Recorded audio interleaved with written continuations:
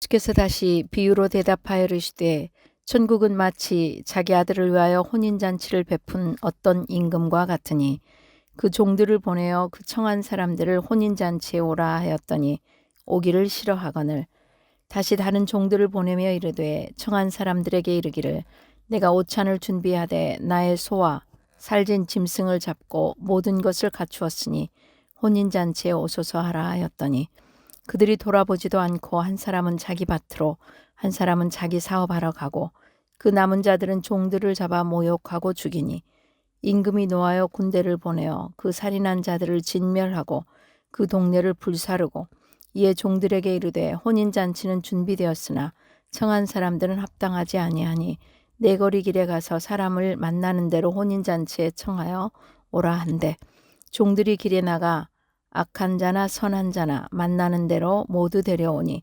혼인잔치에 손님들이 가득한지라. 오늘 우리에게 주신 말씀은 마태복음 21장 1절로 14절입니다. 제목이 좀 그러네요. 슬픈 혼인잔치라고 제목을 붙였습니다. 찬란한 봄날이 되니 5월까지 지인들의 자녀들 결혼 소식이 들립니다. 지금이야 저도 가서 음식도 먹기도 하지만 그렇지 못한 때도 있었습니다. 저의 어린 시절은 동네에서 잔치가 있으면 모두들 좋아했습니다. 온 동네가 잔치로 기분이 고조되고 맛있는 음식을 먹을 수 있었기 때문입니다. 사람들은 오랜만에 목에 때를 벗긴다고도 있습니다. 잔치하는 집은 마당을 덮는 차이를 쳐서 멀리서도 잔치집임을 알려주었습니다.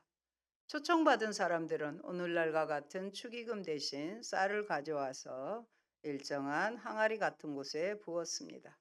쌀로 축하를 한 것입니다. 그런데 저는 비위가 약해서 저의 집밥 말고는 먹지를 못했습니다. 아무리 넘기려고 해도 목에서 넘어가지 않아 아예 잔치를 참여하지 못했던 기억이 납니다. 슬픈 잔칫날입니다. 그런데 오늘 본문에도 슬픈 결혼식이 연출됩니다. 예수님은 세 번째 비유인 혼인잔치의 비유를 통해서 유대의 지도자들과의 논쟁을 정리하십니다. 혼인잔치의 비유는 어떤 임금의 행동에 초점을 맞추고 있습니다. 물론 그 어떤 임금은 누구일까요? 하나님을 가리킵니다. 이 비유는 최초로 초청받았던 자들의 버림받음과 새로 초청받은 자들에 대하여 설명하고 있습니다. 당시 팔레스타인의 문화에서 혼인잔치는 매우 큰 잔치에 속했습니다. 지금도 그들은 일주일간 혼인 예식을 합니다. 보통 잔치가 베풀어지기 전에 참석자의 규모를 파악하기 위해서 1차 초청이 이루어져 잔치 참석자가 가려졌습니다. 그리고 실제로 잔치가 베풀어지면 2차 초청이 이루어졌는데 이것은 일종의 확인 작업의 성격을 띠었습니다. 대부분의 사람들은 2차 초청에 또다시 응하게 됩니다. 물론 갑작스런 일정의 변화가 생겨 참석지 못하는 것 자체가 특별히 이상한 것은 아니었지만 이것은 초청자의 명예에 누를 끼치는 일로 여겼습니다. 예수님 당시 1세기의 문화의 코드는 염치와 명예였습니다. 우리도 굉장히 염치를 많이 이렇게 지키려고 했죠. 지금은 염치가 무너진 좀 그렇습니다. 슬픈 혼인잔치의 내용입니다. 첫째, 잔치를 베푸시는 하나님과 초청받은 자의 거부입니다. 임금은 혼인잔치 전에 이미 몇몇 사람들을 초청했으며 이들은 유대인들을 가리킵니다. 그들은 구약 선민으로서 혼인잔치로 비유되고 있는 천국잔치에 먼저 초청받은 자들이었습니다. 여기에서 청하다의 1차적인 의미는 누구의 이름을 부르다입니다. 대웅아하고 부르는 겁니다. 2차적 의미는 초대하다입니다. 우리 집에 와, 내가 생일 잔치에 하고 초대하는 것입니다. 마지막 3단계로 나아가면 하나님의 부르심을 받은 존재로서 그리스도인을 가리킬 때 사용되었습니다. 여기에서 유래한 단어가 바로 교회라는 뜻을 가진 에클레시아입니다. 이 정도 아시면 좋겠죠? 에클레시아. 뜻은요, 밖으로 부르심을 받은 자들. 우리는 다 하나님의 부르심을 받은 자들이라는 것입니다. 본문에서는 2차적인 의미로 초대하다라는 의미로 혼인잔치의 즐거움에 참여할 것을 초청하는 의미로 사용되었습니다. 제가 이집트를 갔는데요. 하필이면 저희가 묵었던 호텔에 그 호텔 안에서 결혼식을 했어요. 밤새도록 얼마나 즐겁게 잔치를 하는데 우리들에게는 잠을 잘 수 없는 고통이었습니다. 이러한 초청 속에는 구원을 위한 복음으로의 초청이란 사실이 들어 있습니다. 이처럼 이 비유에서 잔치는 하나님의 구원과 축복을 상징합니다. 정한 사람들은 그 전에 초대를 받고 이미 잔치 참여를 허락했을 것입니다. 음식이 준비되면 다시 한번 사람을 보내는 것이 당시의 관습이었기에 3절의 초대와 본문 4절의 반복된 초대는 이 두 번째 초대에 해당할 것입니다. 그런데 2차 초청을 거부한 사람들도 자신들이 원래 했던 약속에 대해서 책임을 다하지 못하고 있다는 동일한 주제입니다. 세 번째 비유 역시 21장에서 시작된 종교 지도자들과 세 번째 지도는 지금 혼인잔치의 비유입니다. 예수님과의 대립이라는 관점 속에 있는 것입니다. 비유 속에 등장하는 사람들은 하나님과 재물을 겸하여 섬길 수 없다는 예수님의 말씀으로 그들은 어떤 핑계를 댔나요? 밭을 샀다. 사업을 시작했다 했잖아요. 그래서 밭과 사업을 우선시하는 사람들입니다. 이런 배경 속에서 혼인잔치의 비유는 바로 십자가의 구속 사역을 통해 이루어질 하나님 나라의 잔치를 가리키고 있는 것입니다. 예수님은 유월절 식탁에서 이렇게 말씀하십니다. 같이 본문 보십니다. 마태복음 26장 29절입니다. 그러나 너희에게 이르노니 내가 포도나무에서 난 것을 이제부터 내 아버지의 나라에서 새 것으로 너희와 함께 마시는 날까지 마시지 아니하리라 하시니라. 예수님은 우리와 함께 마실 때까지 마시지 않겠다고 하셨어요. 하나님의 나라는 잔치의 즐거움이에요. 사실은 오늘 드려지는 이 예배도 무겁고 딱딱한 게 아니라 사실은 잔치입니다. 파리예요. 파리. 그 잔치의 즐거움으로 가득 찬 곳이고 하나님께서 그 잔치의 주인이시며 결국 예수님의 십자가로만 백성들에게 열린다는 것을 알게 되는 것입니다. 여러분, 하나님은 우리를 하나님 나라에 초대하십니다. 혼인잔치에 비유해서 임금은 하나님을요, 또 종들은 선지자를, 청함을 받은 자들은 이스라엘 백성을, 그리고 혼인잔치는 예수님을 통해 베풀어지는 구원과 천국을 상징합니다. 잔치에는 고기가 있어야 되잖아요. 소와 살찐 짐승으로 부족함 없이 오찬을 준비한 왕의 모습 속에서 우리를 성대한 하나님 나라로 초대하시는 하나님의 사랑과 정성을 보게 됩니다.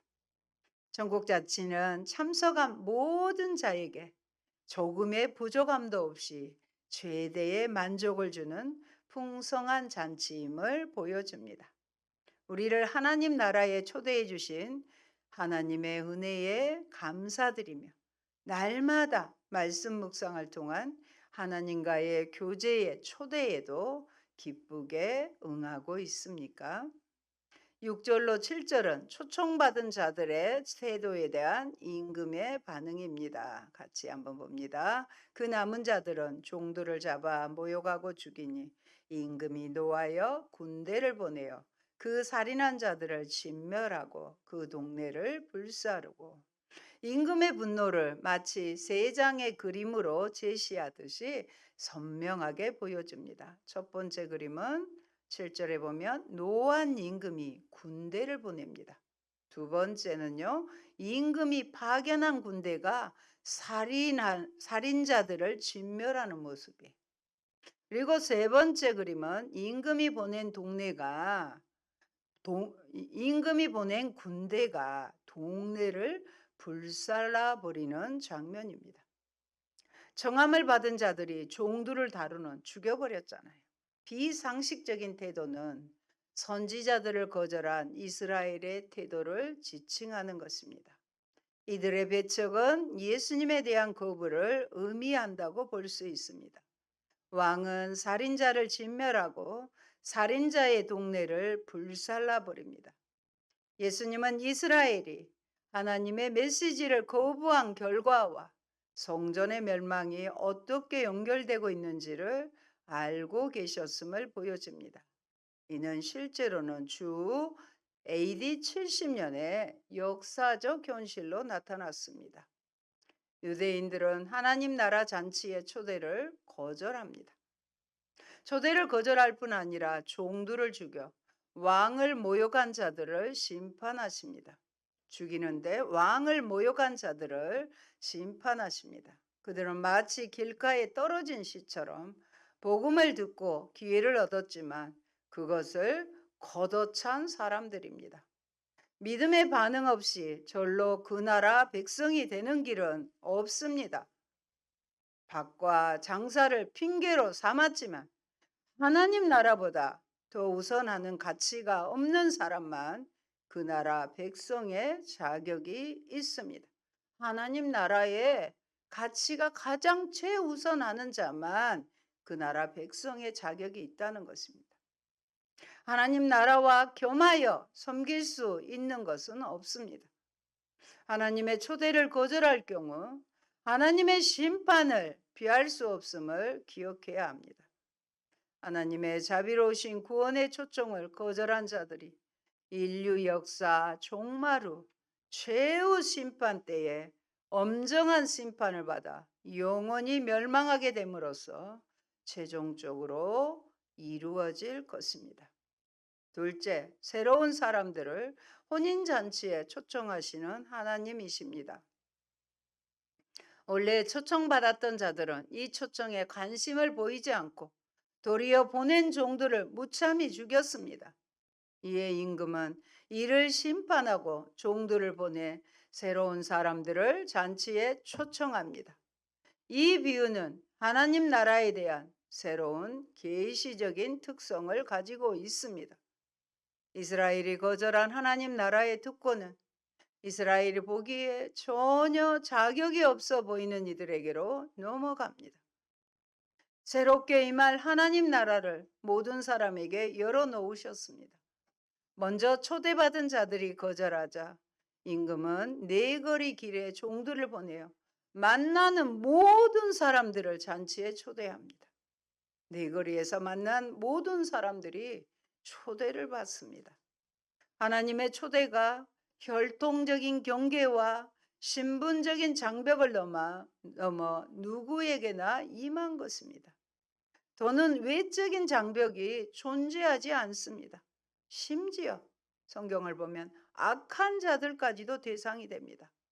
그렇다면 우리도 때를 얻든지 못 얻든지 때와 사람을 구별하지 않고 복음을 전해야 하지 않을까요?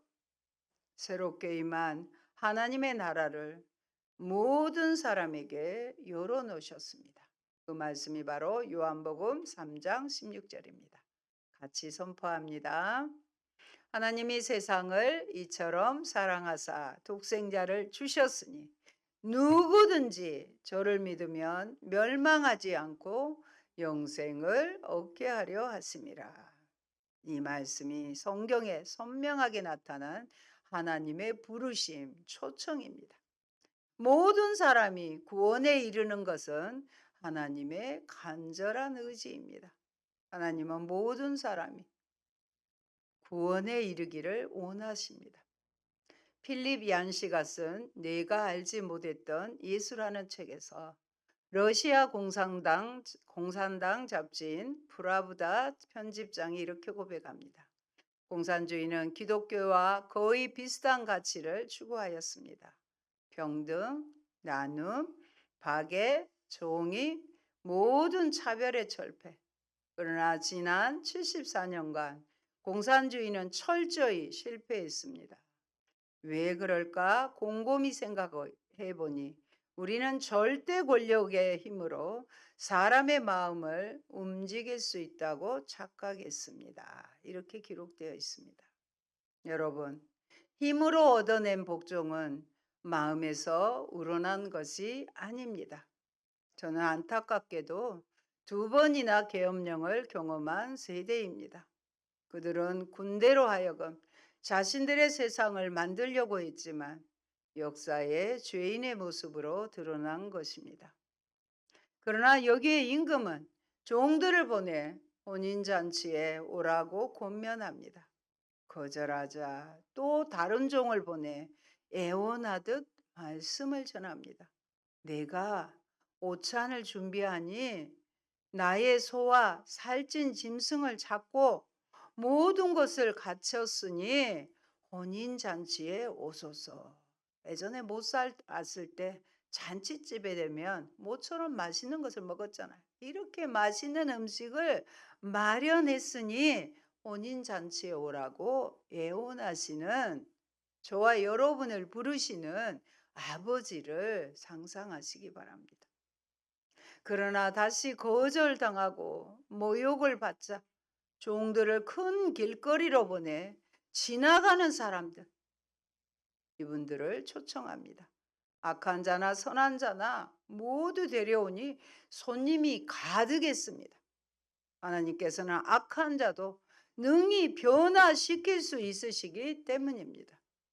따라서 우리는 세상에 나가 사람들을 초청하는 일에 매진하되 선한 자와 악한 자를 구별하여 전도할 필요는 없습니다. 저 사람 좀 나쁜 것 같아. 내가 전도 안 해야지. 이래서는 안 된다는 거예요. 선한 자나 악한 자 알 것 없이 모두 하나님의 초청에 의해 혼인잔치에 참여하게 되었다는 것은 구원이 오직 주께서 주시는 은총의 선물이지 인간 자신의 노력이나 공로로 얻어지는 것이 아니라는 점을 보여줍니다. 이것이 한마디로 은혜이지요.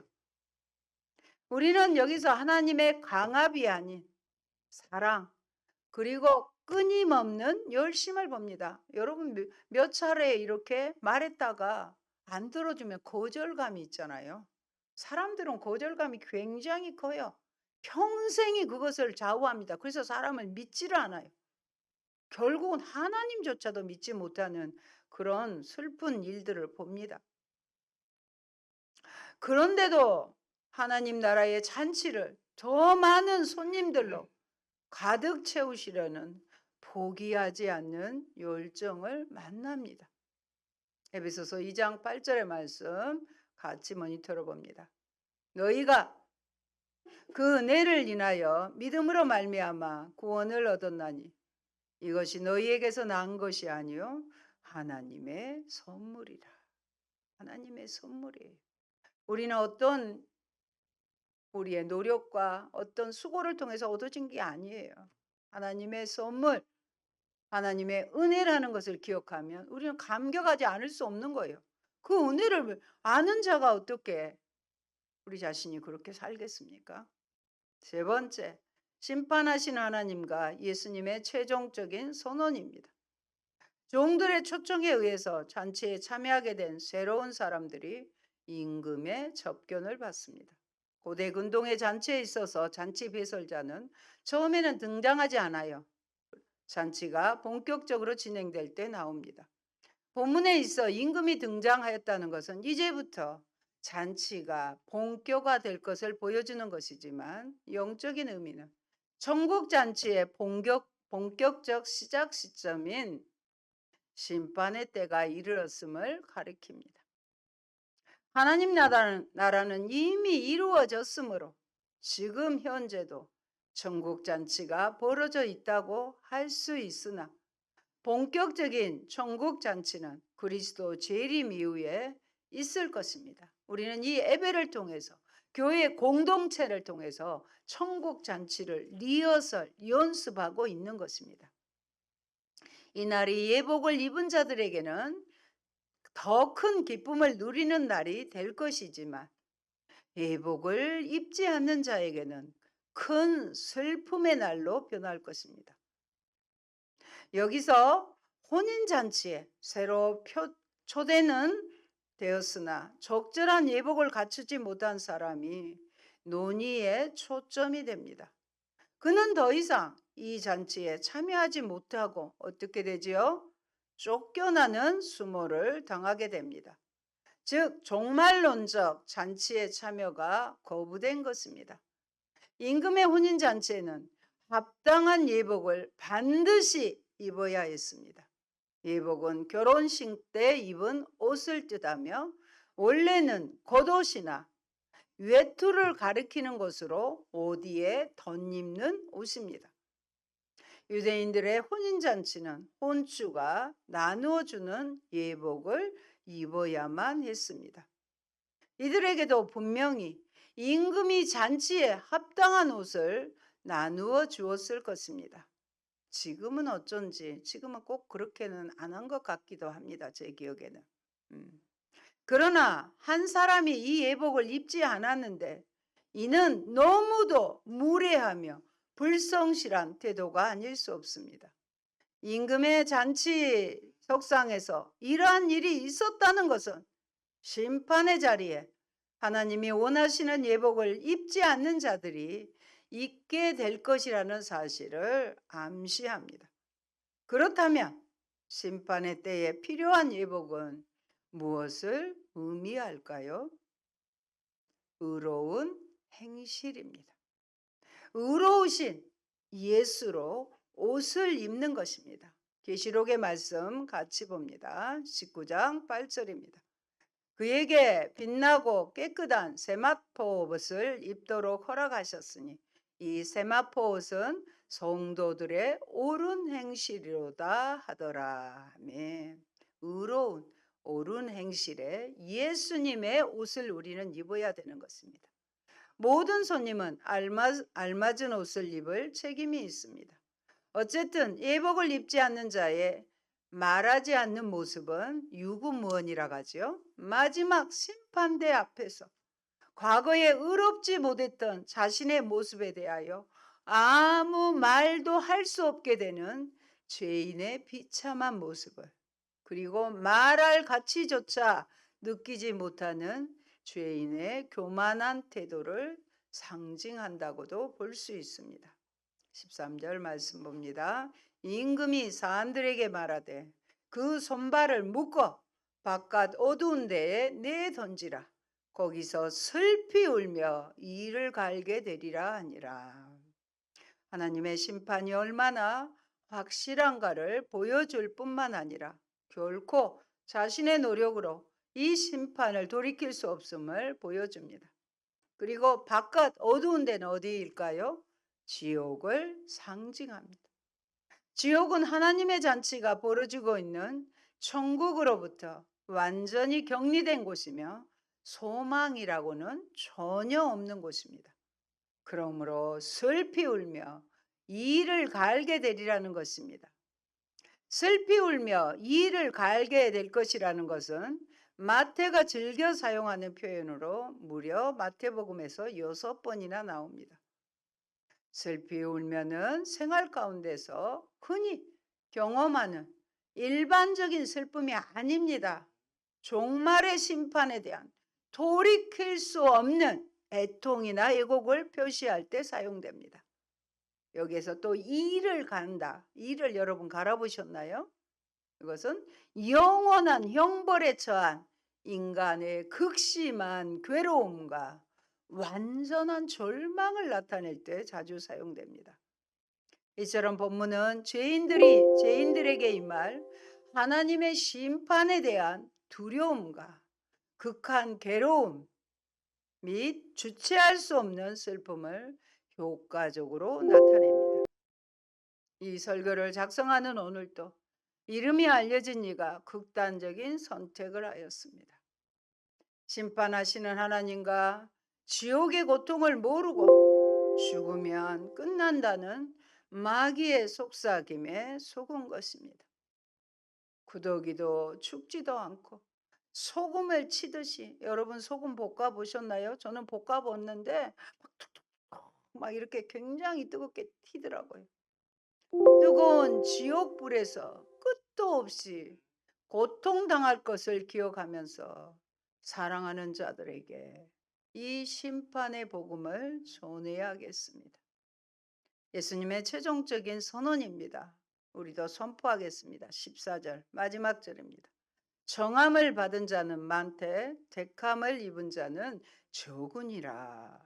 청함을 받았는데 택함을 입은 자는 적구나. 이 말씀을 늘 여러분 기억하셔야 돼요. 이 예수님의 선언은 재판장의 최종 선고와도 같은 확정적인 사실입니다. 재판장이 땅땅땅 하면 끝나잖아요.